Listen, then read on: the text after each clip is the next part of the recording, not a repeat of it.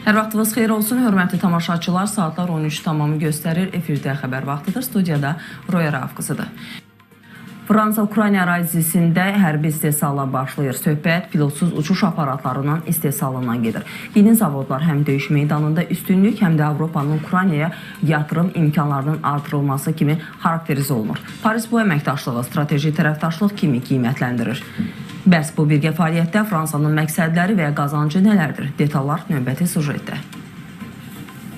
Fransa-Ukrayna ərazisində pilotsuz uçuş aparatlarının istehsalına başlayacaq. Bu barədə ölkənin müdafiə naziri Sebastian Lecornu açıqlama verib. Onun sözlərinə əsasən birgə səylər nəticəsində Ukraynada dronlar üçün istehsal müəssisələri yaradılacaq. Bu, müharibə başladıqdan bəri Fransanın Ukrayna ərazisində ilk birbaşa istehsal təşəbbüsüdür. Ölkələr bundan əvvəl birgə layihələrə imza atsalar da, bu addım hərbi əməkdaşlığın daha dərin səviyyəsini əks etdirir. Analitiklərin fikrincə, Birləşmiş Ştatlar mineral sazişi sayəsində geniş iqtisadi imkanlar əldə edib. İndi isə Avropa ölkələri belə layihələr vasitəsilə Ukraynaya investisiya cəlb etməyə çalışır.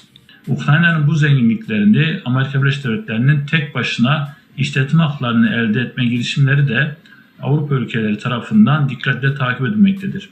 Dolayısıyla Ukrayna'nın zengin toprak mineralleri ve yeraltı yerüstü kaynaklarının paylaşımı ile ilgili olarak Avrupa ülkelerinin askeri tesisler ve ekipman fabrikaları kurarak bu zenginlikleri ortak işletme ve buralardan imtiyaz elde etme hamleleri amaçlı olduğu unutulmamalıdır. Açıqlama Ramstein formatının axırıncı iclasından sonraya təsadüf edir. Lecornu hərbi əməkdaşlıq məsələsini Ukraynanın müdafiə naziri Rustem Umerovla təypətək müzakirə edib. Danışıqlardan sonra o, hansı növ dronların istehsal ediləcəyini açıqlamayıb. Lakin onların Ukrayna silahlı qüvvələrində istifadə olunacağını bildirib. Nazir həmçinin pilotsuz təyyarələrin Fransa üçün də əlçatan olacağını qeyd edib. Ancaq prosesdə Fransalı mütəxəssislər iştirak etməyəcək. İstehsalla bağlı bütün işlər Ukraynalı mühəndislərə aid olacaq. Yəni, Fransa sadəcə sənaye bazası və investisiya təklif edəcək. Lecornu deyib ki, Ukraynalılar döyüş doktrinaları hazırlamaqda üstün olduqları üçün fransız mühəndislərə ehtiyac yoxdur. Hazırda Ukrayna dronları cəbhədəki Rusiya avadanlıqlarının 70%-dən çoxunu məhv edir. Rəsmi Paris ümid edir ki, bu əməkdaşlıq onların pilotsuz sistemlərindəki boşluqları azaltmağa yardım edəcək.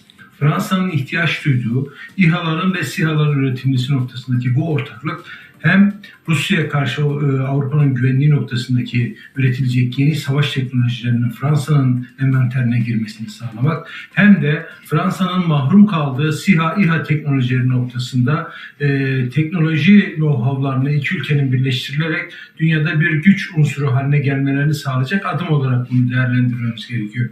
Qeyd edək ki, hazırda Avropa ölkələri dron sənayesində Kiyevlə əlaqələri genişləndirir. Ukrayna bu yaxınlarda İspaniyanın oxşar məsələni müzakirə edib. Bundan əlavə Niderland Ukraynanın dron texnologiyasının da inkişafına 700 milyon avro ayırmağı vəd edib. Böyük Britaniya və Norveç kimi ölkələr də belə layihələri dəstəkləməkdə maraqlıdır.